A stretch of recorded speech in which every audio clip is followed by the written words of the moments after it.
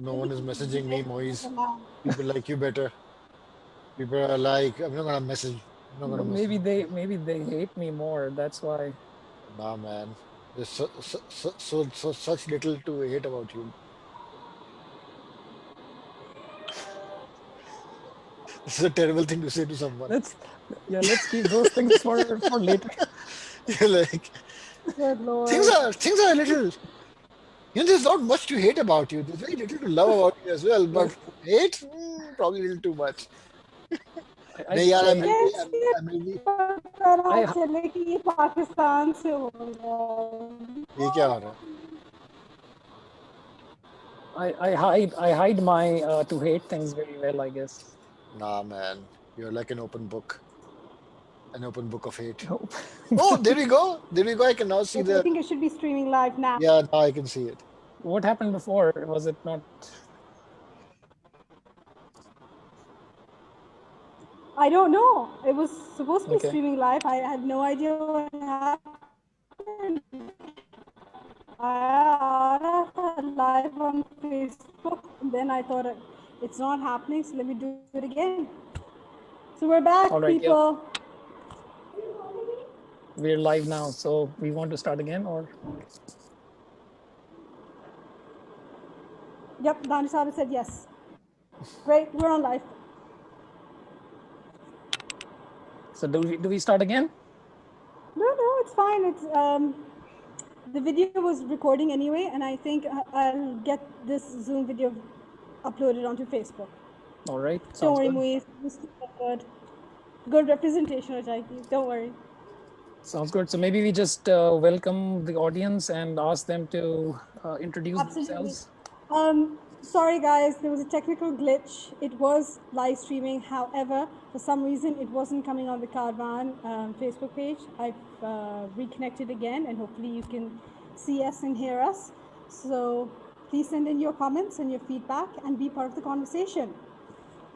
Now, Muiz, we were talking about resources and technology within the context of Pakistan. I'd asked Hamza that what are his thoughts on, there's no lack of manpower, we have our education, we have a very young population. But when it comes to technology, obviously there are financial constraints and there are other factors at play as well. But how do you think we should be utilizing what we have, which is a young population, B, more and more Pakistanis are connecting onto the internet. How should we be channeling this when it comes to technology? Yeah, I think that's a very, very big question. Not easy to answer that easily. So the first part of the question was relating to resources, right? And yeah, utilizing again, maybe, resources. yeah. So maybe again, I'll take this opportunity to involve the audience more and ask them what they think are the most important resources that we have.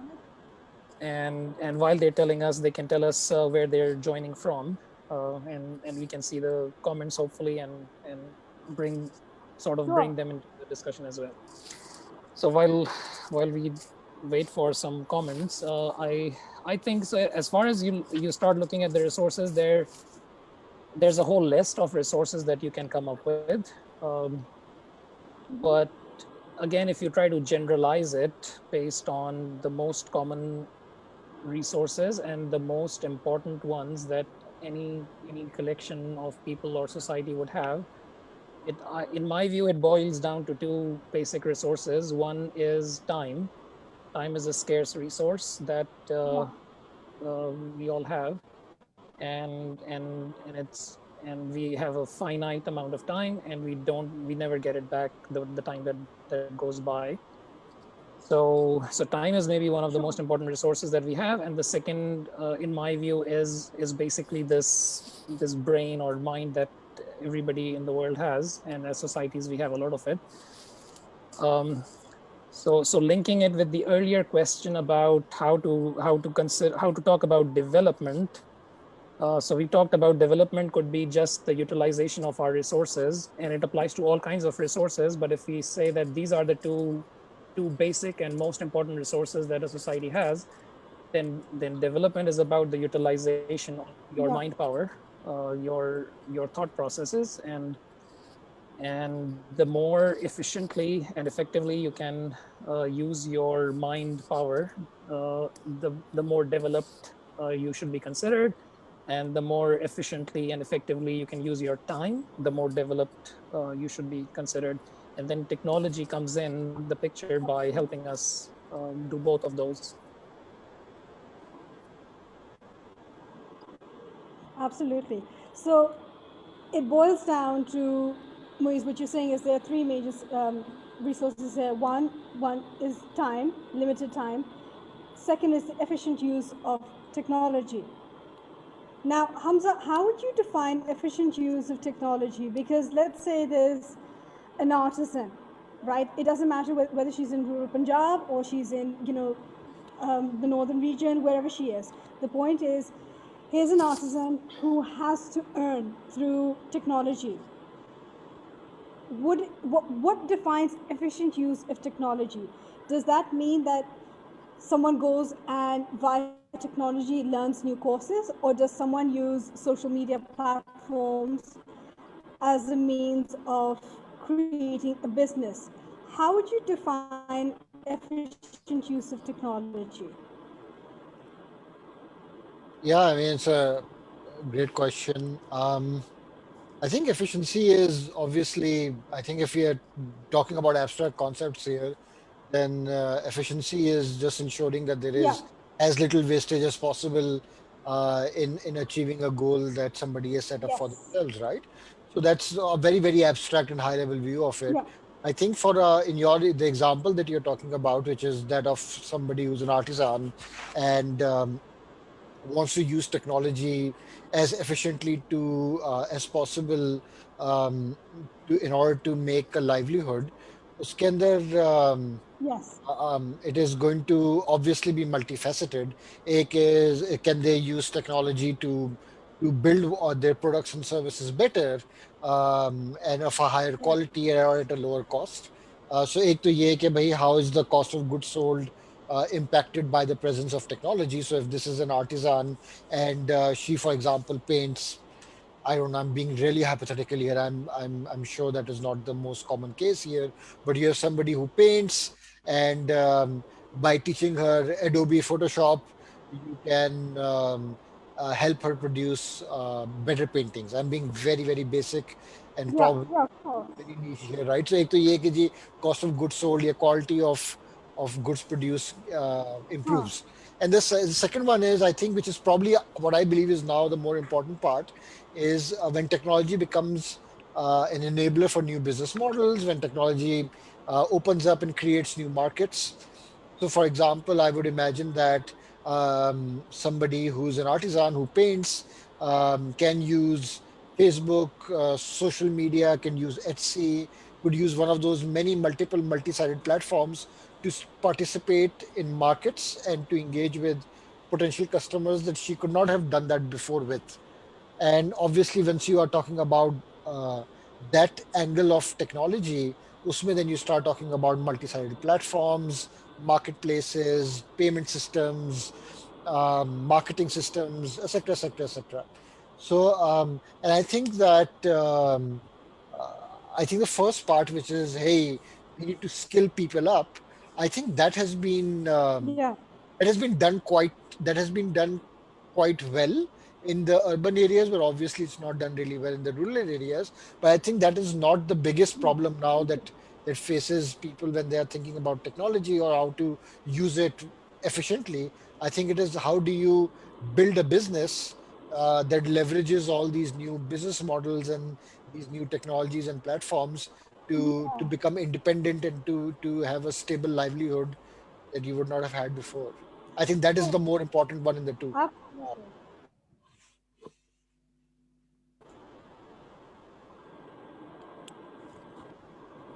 Absolutely, Hamza, you've nailed it. I mean, in Pakistan right now, more than utilizing efficiency, there's more. There are more concerns about using technology safely, especially digital platforms. Um, and I suppose in this respect, the general view is that how can technology be used as a tool? Now, I know that your focus is more about developing digital strategies that create a disruption. Would it be wrong in saying that, you know, the fact that we have smartphones and all these gadgets and 4G and now 5G coming to, would it be wrong in saying that this in itself has been a massive disruption on a national basis? Because communication has changed, information has changed, the way that businesses are run, all of that has changed. And of course, there's a social element of it as well, you know, where the curbs come in, now we have cyber laws and whatnot and everything. Would you not then say that all of this has been a national disruption and the trickle-down effect is now being felt in both urban and rural areas? I mean, disruption is, I mean, disruption can be good, be both a good thing and a bad thing, right? So disruption is really bad for incumbents. So, for example, people who were who were thriving because there was very little technology. For them, it's a big disruption, but for the entire country, or for the entire world, it's a big improvement. Smartphones in general, the way I look at it, they are massively powerful computers that you carry with you, Yes. and they just generally make you smarter. I think that's the way I look at it. So I don't imagine them to be just communication devices. If you know, if I'm speaking to Moise about his work at Botley, for example, Yeah. then before I'm even before like 5 minutes before I talk to him, I can Google what is the latest on artificial intelligence powered Exactly. bots, and that just generally makes me smarter. And and I think that's the big opportunity, is that you just as an individual and as societies and as countries view the presence of a smartphone generally makes you smarter, because you can communicate faster, you can look for things faster, you can get answers to questions within seconds that you would not get the 20-30 years ago would take, I don't know, Yes. 10 days for you to do that. So it's a general IQ upgrade, and because of that, a lot of things will change. And yes, you can call it disruption, but I wouldn't call it disruption from a negative view. I would say, yep, it's a massive change in the status quo. It has changed the rules of the game, because in general, the base IQ of the world has just jumped up geometrically by several times as a consequence of it. Yeah. No, of course. Moise, what are your thoughts on this? Um, Technology as a tool. I know that you have more of a philosophical take on it, but do you not feel that, you know, He has a as a philosophical tool, take on everything. for progress as well, as from a practical perspective? So, so it's not more of a it's not a philosophical take per No, se. it is. That's perfectly fine. I'm just, you know, I think it's Yeah. wonderful if it's a philosophical take. Um, so I think Hamza already sort of rightly pointed out multiple angles of technological development and disruption, and there's both pros and cons there. Um, Yeah. I think what I would like to add to that would be that we have to maybe try to be more mindful than we have generally been in the recent decades when we're talking about technological development, and maybe primarily, as again Hamza pointed out, that it has been driven primarily by competition. uh, that competition could be in business terms, or it could be in countries competing against each other in even, let's say, war, for example. So the times of wars have seen immense technological development, and times when businesses have been competing with each other has also seen a lot of technological development.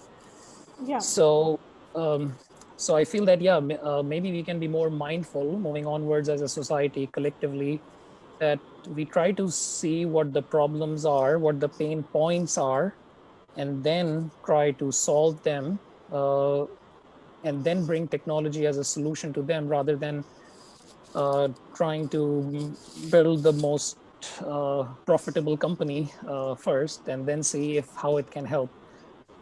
So in some ways we have been Absolutely. slowly doing those things. An example comes to mind, and I don't know, maybe it's relevant to mention it here because it was part of the. So I remember the first email service that I ever used in Pakistan was launched by the Sustainable Development Network, which runs under United Nations Development Program, and this was back in 1993 or four, something like that. Okay. And during Okay. that I'm the time, Hotmail they were, generation, if it helps. sorry. I'm the Hotmail generation, if it helps. Yeah, so Hotmail was not there at that time. Yeah. Um, yeah, and I can maybe in the comments I can write the email address that I first had. It's really interesting how email addresses worked at that time. But the point was that it was a development project that they were working on, and they wanted a lot of coordination between different parties within Pakistan and also people from outside Pakistan. And they tried to use whatever the best mechanism they had available, and that was email in those times. Yeah. The first time they started email was it took a day for your email to be delivered to a user outside of Pakistan. So there was still a one day um, delivery that you were working on, Yeah. but that's how email and so these guys basically ended up launching email as a commercial service also. uh, Yeah. but but to me that's an example of how you bring technology to serve a purpose rather than using technology for the sake of using it, or Yeah. just entertainment, but to have a more problem solving attitude towards it. Yeah. Absolutely. Absolutely. I completely agree with the problem solving aspect, well, which brings me to my next question that comes up. How do you then suggest that we, how does one go about creating a digital strategy that can be applied on the grassroots level? Um, do we start off small and easy and like Moise identified with very simple steps in terms of introducing technology as a solution and then sort of gradually adding the profitable element? How would one go about bringing, like you, in fact you would identify that, you know, in the urban areas it's far more the use of technology and working for it. How do we you know, utilize this in the grassroots level? Before you answer that, we have a question here, Hamza. Is conventional education system still relevant? And what should be taught to university students or in primary years? What skills, what values? I would assume this is in the context of technology. वही बात आ जाती है कि young population, they're going to school, but what do they need to do in order to? Yeah. Um, so I think if you take a step back, so your education system tha, it was originally sort of kicked in around the Industrial Revolution, जहाँ पे the parents needed to go and work, and so they needed to put their children somewhere, and the industry owners sort of put together the school, and the modern schooling system that you see right now was born out of factories. So the children would go between 9 o'clock in the morning or 8 o'clock in the morning to 3 o'clock in the afternoon and go through a series of subjects, and sort of keeping them busy while the parents worked in factories. And the idea was this: it produces enough skill for children to work in. When the children grow up, they can also go and look for a job in a factory. And that is how the past, I think, I'm not sure how long has it been, but maybe it's 100, 150 years or so, that the schooling, the modern schooling system has evolved like that.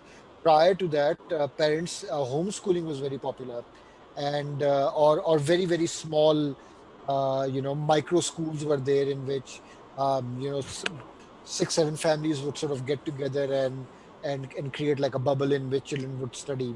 And that was that gave, the generation of scientists and so on and so forth. So I think एक तो चीज ये है कि the modern education system is geared towards creating a standardized set of human beings who can then march into a factory and produce stuff for the rest of the world to consume. So that's been the goal. The underlying जो architecture है education system is very geared towards feeding the factory. Now, obviously, that has changed. There's just so much automation now, and it has become and your ability to compete in the world and to be able to have a career and a livelihood has become less about how similar you are to everyone else.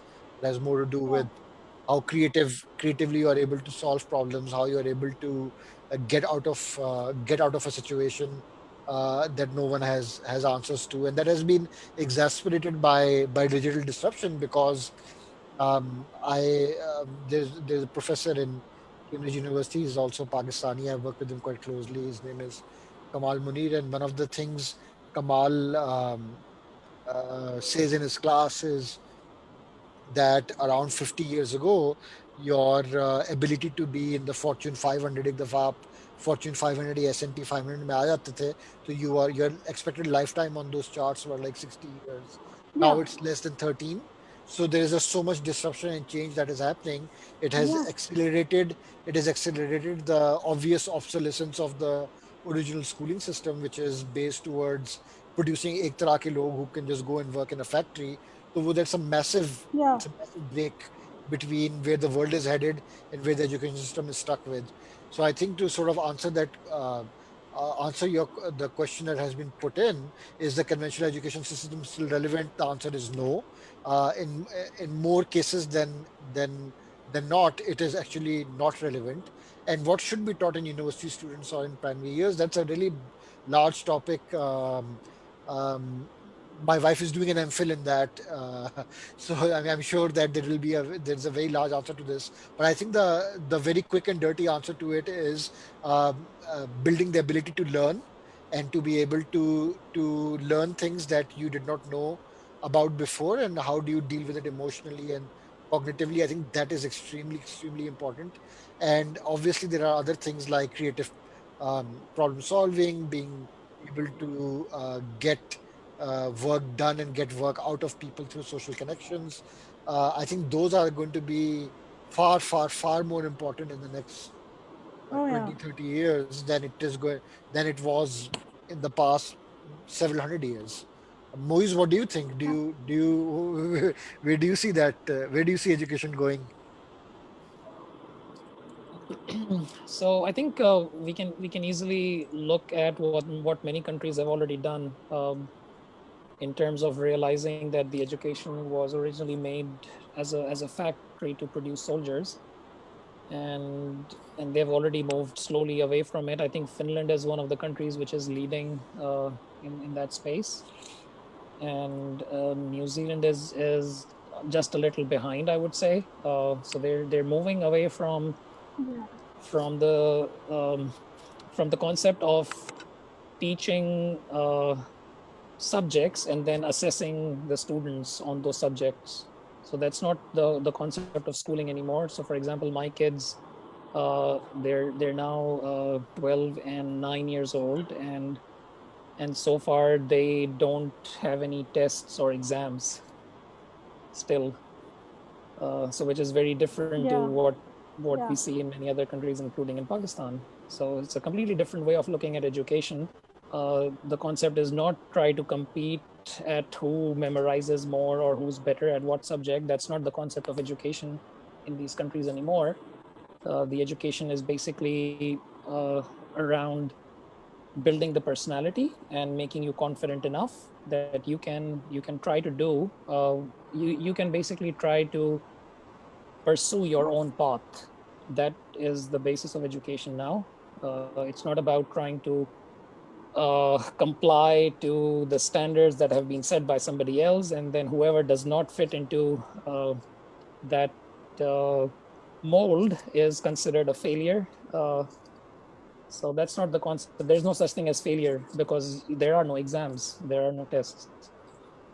And the realization that everybody learns differently, I think that's maybe the key difference compared to the earlier or the older form of education.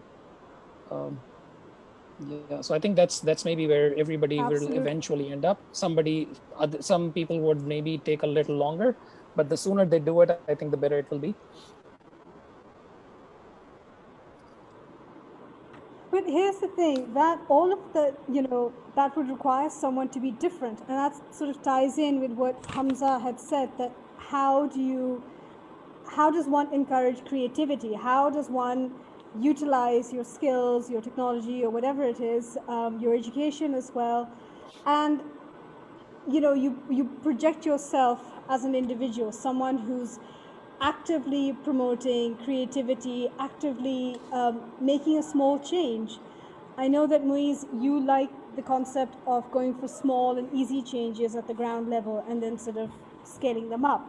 Hamza, do you think that is that the way forward, that more and more people need to be encouraged to be different? And that's a small step towards utilizing digital platforms and technology as a whole in a more efficient manner. And then obviously that creates an element of competition, a market of competition that leads to profit ultimately. I mean, yeah, absolutely. Like if there is any society that probably requires an injection of accepting diversity and differing opinions, it's probably it's probably ours. So I would say that there is no, yeah, that's a no-brainer. Absolutely, I would say that being acceptable for two other people's differences, and to accept that one size absolutely no longer fits all, is Oh as yeah. is exactly as was Moise was saying, कि भाई there is just no concept of failure. It's a concept of experimentation and learning. If that sits Failure into actually our doesn't have to be a bad thing. sorry. Failure can actually be a wonderful thing. Failure doesn't have to be a bad thing. It can be a good thing that opens up more opportunities. I mean, that's how I see it.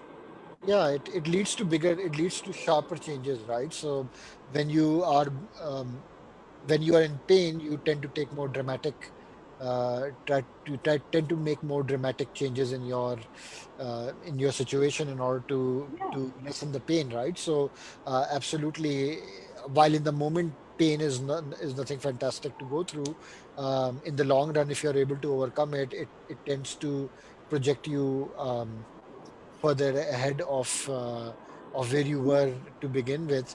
I think, yeah, as you were saying, I think the basic underlying um, things are, one, of course, you need to accept that there are differences and be welcoming towards it.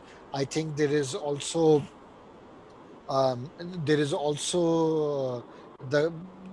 the concept of a baseline access, right? So baseline access is, as you said, hey, we want everyone to have a smartphone and maybe have access to Facebook Zero or whatever the free Facebook version is, or they need to have Yeah. some access to it. So which also means that they need to probably read and write a bit in English to understand what the menus say on the phone. Now they're able to use it. So there is that. So one part is, hey, philosophically, we need to be more accepting towards people with different opinions, and genuinely be okay with it, not saying कि चलो ठीक है जाए कोने में जाए, and we don't care, but in fact embracing it. But I think the second thing is baseline access. And Pakistan's economy in parts has thrived. Like e-commerce has gone through a significant boom because of the smartphone penetration and 4G and 5G, and the fact that in Pakistan these services are one of the cheapest in the world and are of pretty good quality. The baseline access hoti, that's also equally important. So baseline access is not just for technology, not just for platforms, but education, being able to get access to some rudimentary financing financing system. वो सारी चीजें होती हैं that develops the ecosystem. But the first step is that you would want to develop an ecosystem. You want लेकिन different एक types बात of uh people all सकती है over कि the place.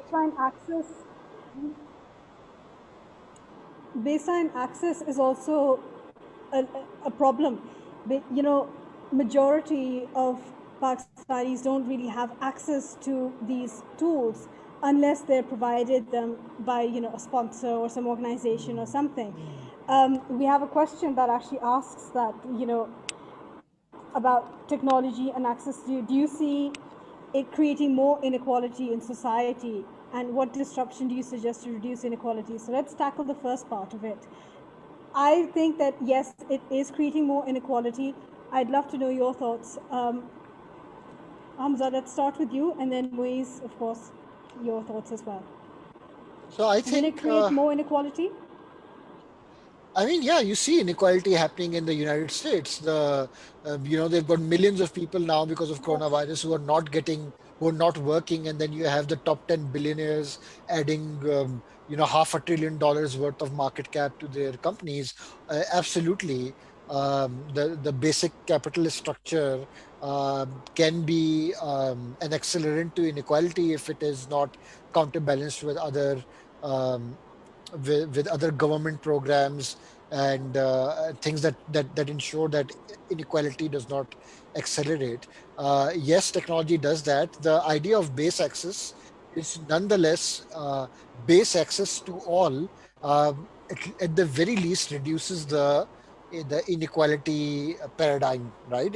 एक हद तक it does that because everybody has the same Yeah. access. Then, so I think that is one way of doing it. The others are, obviously, we need to make sure that, for example, in the UK, and I'm sure it is like that in Australia and New Zealand and all the other more developed Commonwealth countries, is that, for example, the financing sources Yeah. for entrepreneurs is available at almost any level, that the government gives you massive tax breaks if you put money into somebody's venture, and if it fails they pay you all of it back. And those are the sort of things okay, the inequality to base access से वो खत्म करना शुरू करते हैं. So if you have a decent education and you know how to solve problems with technology, and you have access to technology, and you have access to 5G and whatnot, and you have access to capital, then the equality will reduce in size. However, if you just leave it for market forces, absolutely. The market forces are geared towards making sure that whoever can compete better wins, and then wins big. In the case of technology, there is this concept of winner takes Yeah. all. Yeah. And so technology can make it really bad if it's just left for market forces, just because network effects and a bunch of those other things just create a one player market. And so I think the Absolutely. Absolutely.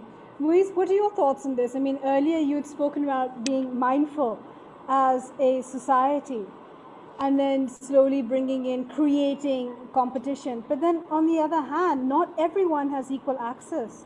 And there's a huge risk of inequality.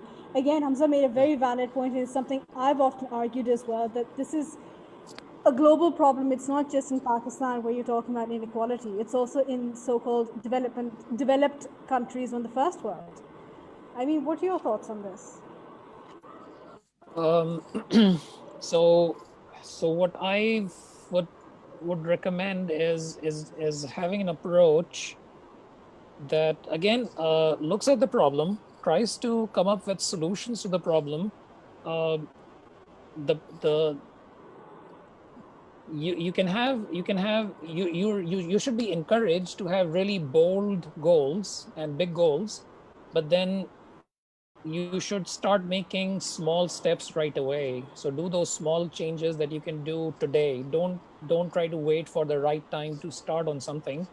Just look at the smallest step you can take today and get started. It could be a simple thing like just talking to someone about the problem, but as long as you do that one step every day, those small easy changes every day, you're better off in, let's say, 30 days than you would be without doing those steps.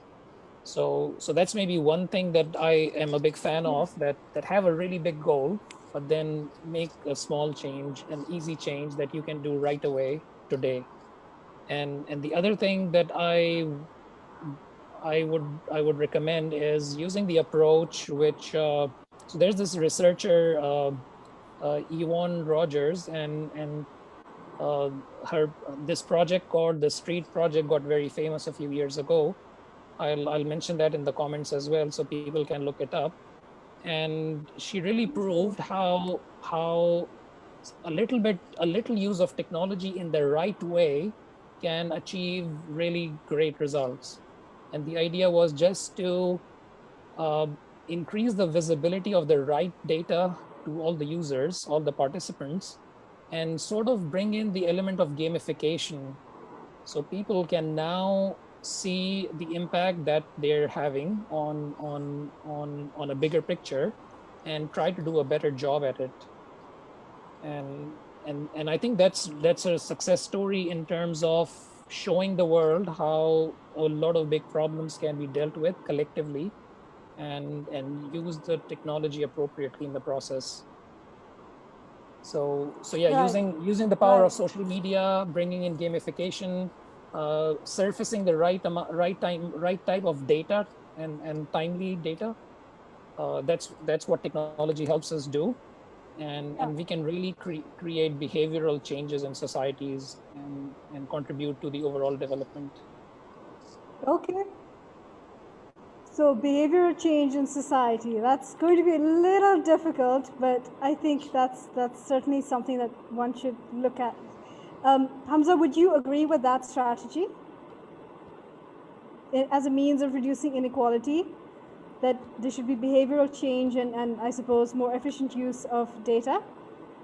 Yeah, I mean, like I think we need to start somewhere, and as Moises said, I agree. I think start somewhere. You don't need to have the world's best strategy to win. You can build that strategy along the way, but you need to start. In psychology, they say the only way a patient gets better is if the patient wants to get better. So this is very much true for countries that are lagging behind. You really want things to change, and that brings about the change. Yeah, absolutely, absolutely. Gentlemen, we're almost out of time. So if there's any last thoughts you'd like to share, as wrong as it sounds, but anything else you'd like to add on? Yeah, I can probably uh, Moise, any last words? Hamza can Go, go go first. for it, Hamza. yeah, I really feel like going first. Go. No, no, I've been outside of Pakistan for some time now, and generally I think I look back at and every time I visit, I find the country is full of incredible talent, is full of incredible opportunity, but it also can be a hard place to drive change, and I think. Even if Yeah, it is a very very small change, whether it's just change in the way we personally think, let alone changing our families or changing our society. Um, I think it's worth recognizing that. I think to anybody who's watching this and wants to change the world and put a dent in the universe and whatnot, it is these sort of goals are generally very hard to achieve, but I think they get harder in Pakistan for a bunch of reasons, and the only way of making things improve is to still continue to try to make change, and unlike I won't speak on behalf of Moise, but unlike myself. Don't leave the country for too long and come back, and yeah, and be the face of change. It is really really hard, but that's the only way that we will be able to climb out of our current shortcomings. absolutely. I completely agree with you when it comes to making a change.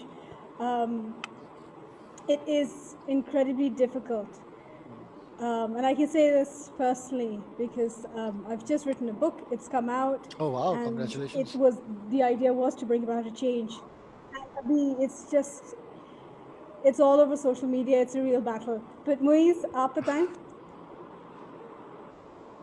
Um, uh, there's this interesting thing I remember, and I think it explains a little bit about the development story and how you need and don't need technology sometimes.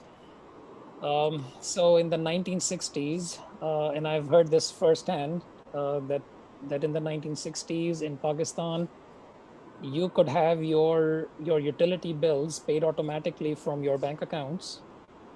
And in the 1960s also, you could have bought a car, you could have leased a car from a bank. So you were yeah, getting bank loans from car for buying cars.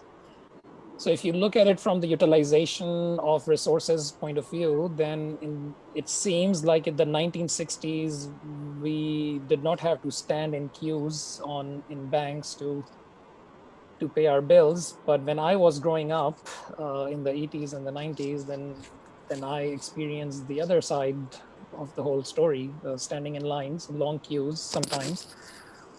And so there was no internet in the 60s, but we were able to do these things. Yeah.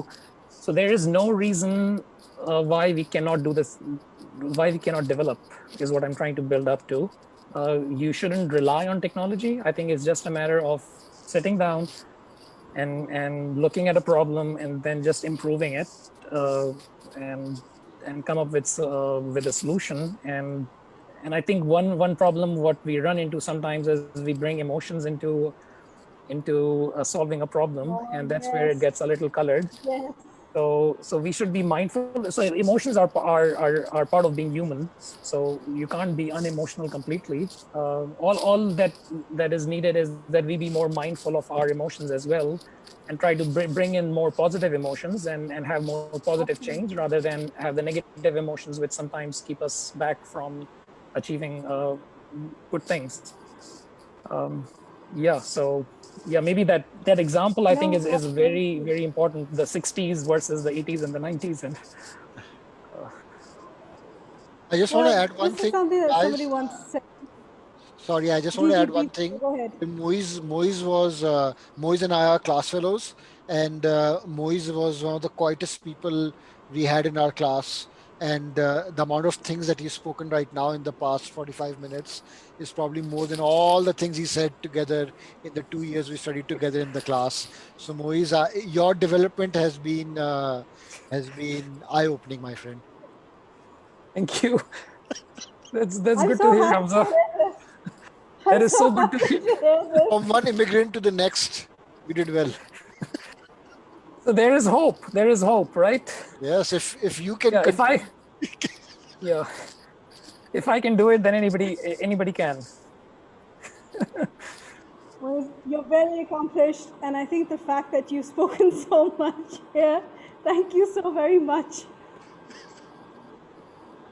Thank you so much. Thank you for Thank having you, us. Hamza and me. Yeah, thank you so much. It's a real pleasure. No, no, not at all. Thank you for being here. I truly, truly appreciate it. Totally, in awe and grateful for all that you do. And yes, I agree with everything that you guys have said with regards to utilizing technology, being creative, harnessing emotions, and being realistic about the sort of change you bring about. Because again, when you have a multi-layered, multicultural society such as Pakistan's, or huge, or has different states in it, then definitely any about change Sweetie, can I'm on be a very, call. very difficult to start off small. Okay. So thank Bye you, bye. gentlemen. Okay. Much appreciated. Good luck and stay safe. Bye bye. Okay. Bye bye. Thank you. Bye. Bye bye.